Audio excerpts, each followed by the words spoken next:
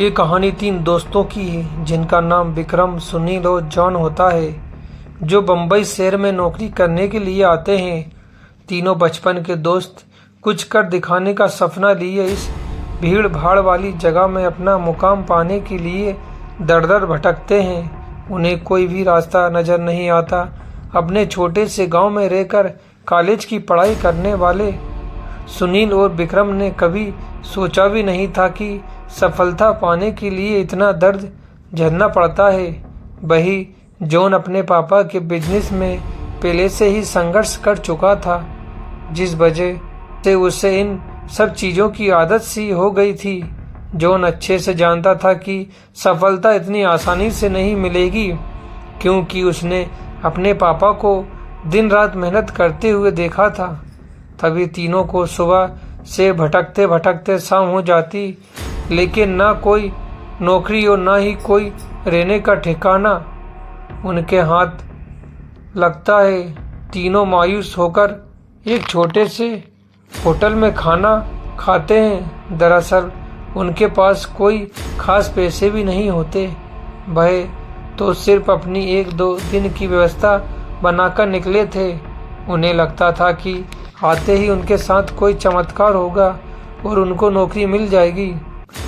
तीनों एक बिल्डिंग के पास पहुंच जाते हैं। कुछ देर बाद सभी बिल्डिंग के गेट के पास बैठ जाते हैं। 1-2 घंटा बैठे हुए गुजर जाते हैं। तभी बिल्डिंग के चौकीदार की नज़र उन पर पड़ती है और वह जोर की आवाज़ में उन्हें डांटने हुए कहता है, कौन हो तुम? यहाँ क्यों बैठे हो? तीनों अजनबी शहर में किसी को पहचानते नहीं और ना ही उनका कोई ठिकाना। तीनों अपनी जगह पर जल्दी खड़े हो जाते हैं और अपनी बात चौकीदार को बताते हैं। चौकीदार को तीनों की हालत देखकर उन पर तरस आ जाता है। उसे एहसास होता है कि कुछ सालों पहले ऐसे ही वह काम मांगने आया था। तब किसी ने उसे सहारा दिया था और आज कम से कम वह इतने बड़े शहर में छोटे से काम के साथ जीवन यापन कर पा रहा है। जान उन तीनों में थोड़ा समझदार होता है। वह चौकीदार से कहीं रहने के जुगाड़ की बात करता है, क्योंकि उसे पता है कि अभी उनकी हालत किराया देने की नहीं है, तो उन्हें कोई किराया से कमरा क्यों देगा।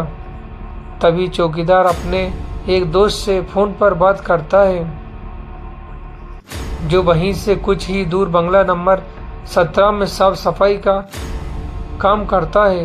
चौकीदार अपने दोस्त को सारी बात बताता है। तभी उसका दोस्त कहता है कि मेरे साहब तो अपने परिवार के साथ 2 महीनों के लिए बाहर गए हैं, तब तक मैं रहने का इंतजाम कर सकता हूँ। ये बात सुनकर तीनों दोस्त बहुत खुश हो जाते हैं और वह जल्दी से चौकीदार से कहते हैं कि आप हमें बता दीजिए हम उनके पास कैसे पहुंच सकते हैं। चौकीदार कहता है कि वह बंगला थोड़ा दूर है, रात को वहां कोई टैक्सी ऑटो भी नहीं मिलेगा। आज तुम लोग यहीं सो जाओ, कल सुबह हम साथ चलेंगे। तीनों उनकी बात मान गए। सुबह उठते ही तीनों चौकीदार के साथ बंगले में पहुंच जाते हैं। बंगले की खूबसूरती देखकर तीनों दोस्त हक्का बक्का रह जाते हैं। उन्हें यकीन ही नहीं होता कि उन्हें इतने बड़े बंगले में रहने का मौका मिलेगा। बंगले का नौकर तीनों दोस्तों को गेस्ट रूम में ले जाता है।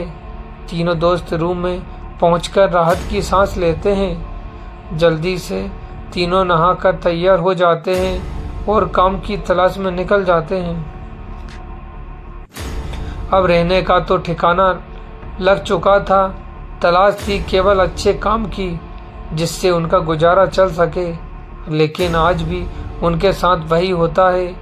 सुबह से शाम हो जाती है, लेकिन तीनों हताश होकर वापस अपने स्थान पर आ जाते हैं। नौकर तीनों के लिए खाने का इंतजाम करके रखता है, जिससे उन्हें बहुत ही राहत मिलती है। आज तीनों दोस्तों के लिए बंगले की पहली रात होती है। रात को 12 बजे ही अचानक विक्रम की नींद खुल जाती है और वह अपने आपको बंगले के तहखाने में पाता है, जहाँ पुराना सामान इकट्ठा करके रखा हुआ था। उसे समझ में नहीं आता कि वह यहाँ कैसे पहुँचा। तभी वह घबराहट में अपने दोस्तों को आवाज़ लगाता है, लेकिन किसी को कुछ सुनाई नहीं देता। तभी उसके कानों में सब कुछ सुनाई देना बंद हो जाता है और सिर्फ एक औरत के रोने की आवाज़ आती है।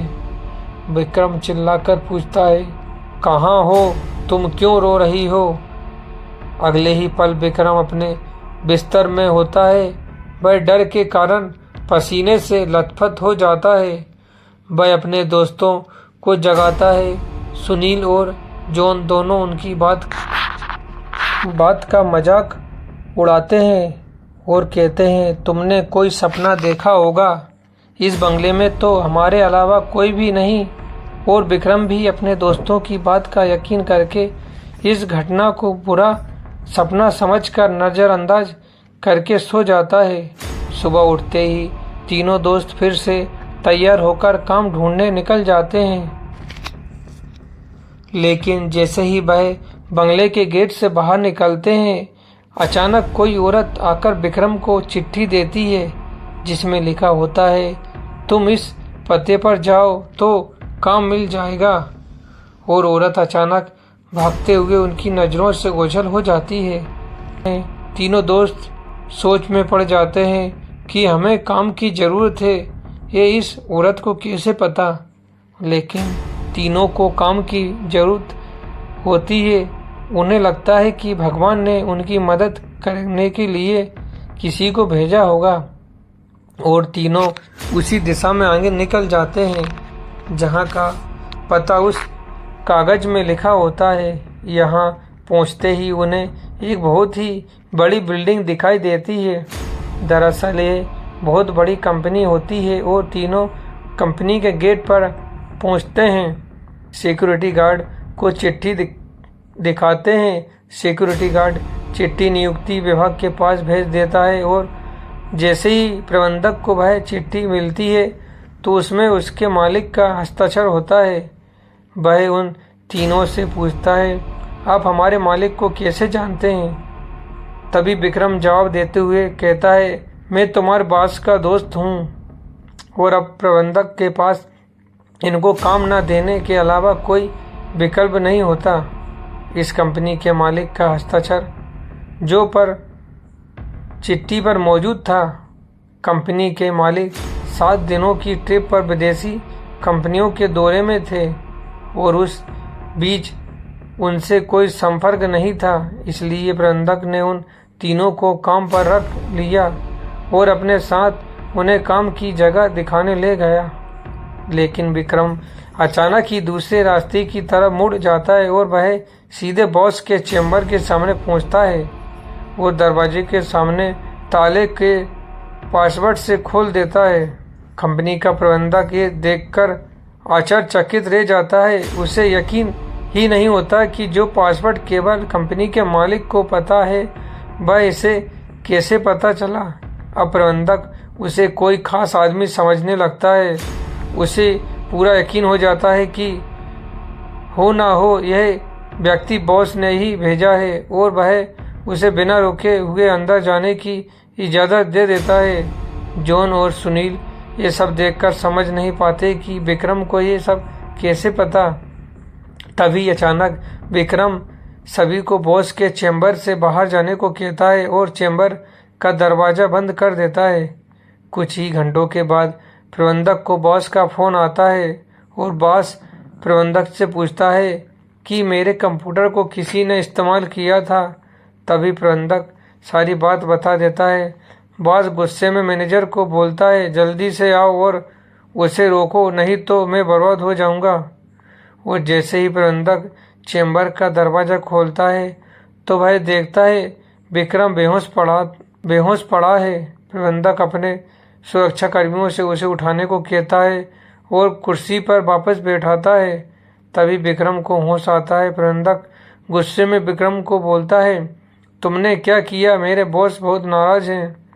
लेकिन विक्रम को कुछ याद नहीं है कि वह अपने बंगले के गेट से यहाँ तक कैसे आया। दरअसल वह बंगला पहले उसी बॉस का होता है और बॉस ने बंगले को अपने ऑफिस की एक लड़की के लिए खरीदा था और कभी कभी साथ रहता था जो उसके कंपनी में काम करती थी। बॉस पहले से ही शादीशुदा था और यह बात अच्छे से जानता था कि एक ना एक दिन वह लड़की उसके लिए खतरा बन सकती है, इसलिए वह उसकी निजी अश्लील वीडियो रिकॉर्ड कर लेता है। और जब एक दिन लड़की को यह बात पता चलती है तो दोनों में खींचातानी करते हुए लड़की के सर में चोट लग जाती है और वह दम तोड़ देती है। बॉस बंगले के गार्डन में ही लड़की को दफना देता है और लड़की की मौत के साथ ही उसका राज दफन हो जाता है। लेकिन उस बंगले में तीनों दोस्त हमें आते हैं तो विक्रम गार्डन में घूमते घूमते उस जगह पर अपना पैर रख देता है जहां उस लड़की को दफनाया गया था, जिस वजह से उस लड़की का सीधा संपर्क विक्रम से बन जाता है। वह विक्रम के अंदर प्रवेश कर जाती है और उसे काबू में करके अपना बदला लेने के लिए आपस प्रवेश करती है और बॉस की काली करतूत को इंटरनेट में वायरल कर देती है। बॉस को विदेश से ही गिरफ्तार कर लिया जाता है। उसका काला चिट्ठा सबके सामने खुल जाता है और वह बेनकाब हो जाता है। उस लड़की ने मरने के बाद भी अपना बदला ले लिया था, अब शायद उसकी आत्मा को शांति मिल जाएगी। तीनों दोस्त उस बंगले को बुरा सपना समझकर भूल जाते हैं और इस दर्दनाक भूतिया कहानी का अंत हो जाता है।